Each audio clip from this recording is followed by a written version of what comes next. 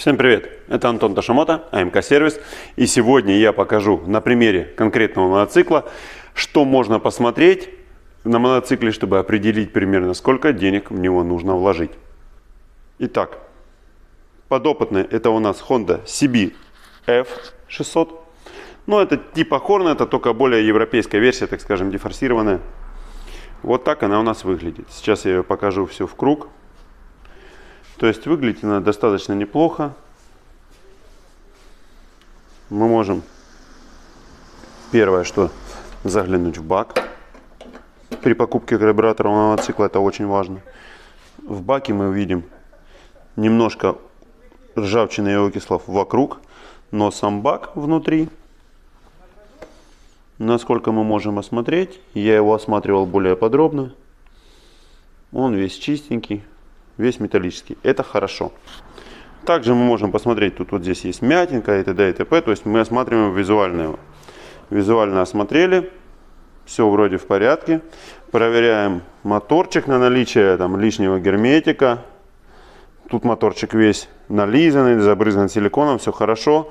Дуги уже, это я установил на этот мотоцикл, их изначально не было. Осматриваем карбюратор. Они вроде там без сильных окислов. Там, ну, то есть более или менее. Вроде все смотрим, вроде все неплохо. Это, скорее всего, было при транспортировке, потому что на этой стороне, скорее всего, стояли друг об друга, терлись, потому что видно, что царапины не об асфальт, а именно потертости и протертости. Точно так же может быть вот эта потертость от перевозки, возможно, потому что видно, что что-то шоркало, стояло вот так вот. То есть, как бы, грубо говоря, это не характерно для падения. Осматриваем все трубы, все. Осматриваем упоры. Осмотрели. Далее, на что мы обращаем внимание? Мы обращаем внимание на резину. Здесь резина уже стоит помененная. Колодки стоят помененные. И передние, и задние. Далее, смотрим тормозные диски. Тормозные диски в неплохом состоянии, с небольшим износом. Это действительно хорошо. Что мы видим далее? Натяжитель. Весь в ржавчине. Не очень. Ось ржавая. Смотрим цепок, вроде все на месте, помазано, все хорошо, все классно, но есть одно маленькое но. Мы видим, что там цепь немножко ржавая, а если присмотреться, мы видим, что у нас на цепи отсутствуют некоторые резинки, а некоторые вот так вот торчат. И вот здесь мы видим полностью ржавые ролики. Потом мы видим черные ролики. Потом мы видим отсутствующие резинки, потресканные резинки, такие как вот здесь. И это говорит о том, что этой цепи осталось совсем недолго. Слышите звуки, да, которые она издает? То есть при движении вперед этих звуков меньше, но все равно эти звуки есть, и эта цепь уже пострадала. То есть вот здесь мы видим вообще полное отсутствие резиночки. Вот здесь мы видим отсутствие резиночки. Это говорит о том, что те ржавчина и окисла, которые были, они посъели резинку. Здесь цепь запшикали, чтобы она выглядела получше. И это уже большая затрата. Цепь со звездами приблизительно плюс-минус может выходить от 15 тысяч выше. Это надо иметь в виду. Это надо очень внимательно смотреть. Далее. Проходим по другой стороне. Также осматриваем пластик. Все дела, примечаем коцки, не коцки. То есть видим, что здесь, что тут, что тут. В принципе, все неплохо, все хорошо, все замечательно. Но видим на болты некоторые ржавые. Вот здесь у нас, скорее всего, тоже будет ржавый болт, потому что вокруг стартера у нас там прям окисло и ржавчина. Ну, вот, обращаем внимание на радиатор. Радиатор более или менее чистенький, все не так плохо, как могло быть. Далее переходим сюда, осматриваем суппорта, тоже видим новые колодки уже, потому что все поменено. И в принципе, вот, осмотрели, все вроде классно. А вот теперь, если мы поднимемся вот сюда и посмотрим снизу на паук, снизу на траверсу, а он полностью ржавый, паук. Он уже поржавел, причем достаточно сильно. Он уже повздувался. Также можно посмотреть Намасленный фильтр. Здесь он стоит новый, но предыдущий был с четкими, яркими язвами ржавчины. Здесь даже стоит сигнал уже помененный, потому что тот поржавел и перестал сигналить. А теперь я вам покажу расходники, которые стояли здесь. Итак, смотрим. Комплект резины. С вот такого расстояния все хорошо. Приближаемся. И что мы видим? Резина стояла долго в одном положении и вся потрескалась. На такой резине выезжать нельзя. Это все человек увидел и сказал: меняем резину. Меняем резину, а это говорит о том, что вы уже попали на 20 тысяч. Цепь звезды человек тоже не заметил, а это говорит о том, что он попадает еще минимум на 15. Воздухан. Но воздухан, это, грубо говоря, как правило, обычная часть технического обслуживания и, в принципе, сильно сюда не влияет. То есть, как бы, воздухан там у какого-то мотоцикла стоит 1500 рублей, у кого-то 2, у кого-то подороже, но сам факт. Итак, смотрим, что было с колодками, как мы могли их определить, что они у нас плохие. Когда мы посмотрим на них в торец,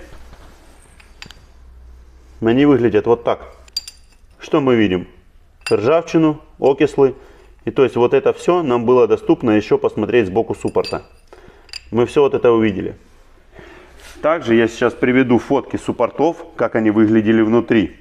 Вот так вот были поржавевшие суппорта.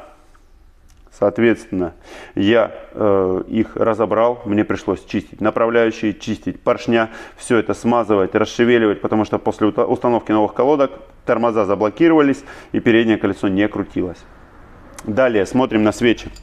Свечи я выкрутил, и я увидел вот такие свечи. Да, он на них заводился, он на них работал, но когда эти свечи откажут, никто не может сказать, потому что они уже ржавые, закиданные, на них заводили, глушили мотоцикл, и, соответственно, они выглядят не очень. Вот так вот у нас выглядел подкрашенный. Вот видите, весь ржавый, но подкрашенный. Уже был сигнал, и он не работает. Далее, когда мы смотрели на задние колодки, мы могли увидеть вот это вот со стороны как раз. Вот смотрим. Вот эту часть колодок очень хорошо видно. То есть с этой стороны мы видим вот такую вот ржавчину на колодке. И, соответственно, эти колодки вроде еще толстенькие, но их тоже под замену, потому что у них уже все очень сильно постарело. И как оно будет работать и передвигаться, никто не знает. Итого, резина прилипалова на 20-ку, свечи еще 4000 рубей. Ну, масло, фильтра, понятно, там тормозуха, это все делается. Чистка суппортов, это еще 2500 рублей, грубо говоря. Сигнал. И вот это все по мелочи набежало на приличную сумму. То есть, грубо говоря, если бы вот это все увидел человек и немножко посчитал, то он хотя бы сразу бы знал, какие вложения у него потребуются на мотоцикл.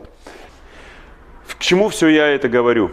То есть, если вы смотрите мотоцикл и видите, что у него действительно пробег написан маленький, и вот эти вот все нюансы такие же, как и здесь, будьте готовы, что вы можете в конце, после обслуживания, увидеть примерно вот такую сумму. Я приведу заказ на ряд, в котором, соответственно, все отображено. Сколько что стоит на, грубо говоря, начало 2022 года.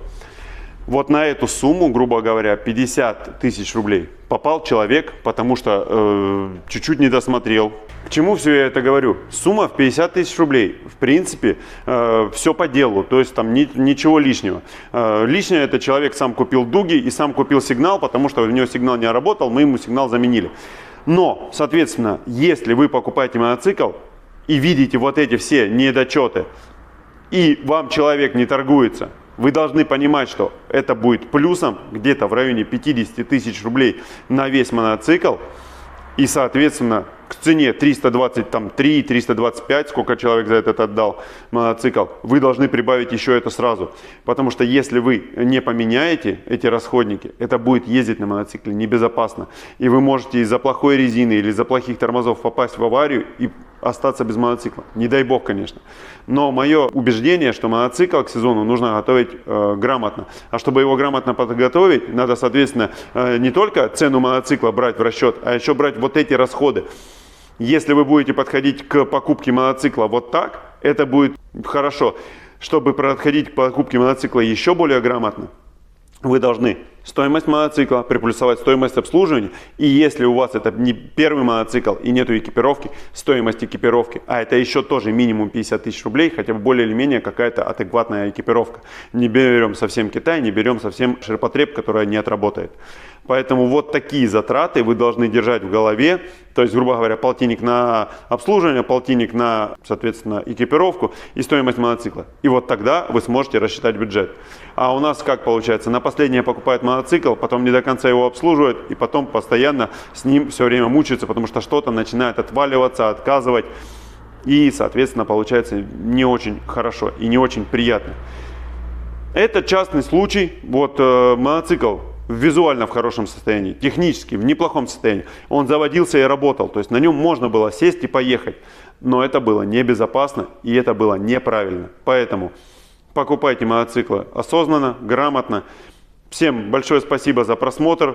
Ставьте лайки, подписывайтесь на канал, прожимайте колокольчик, делитесь с друзьями, если вам это видео понравилось. Если вы хотите, чтобы узнавать о новых вновь вышедших видео, нажмите колокольчик. И всем пока!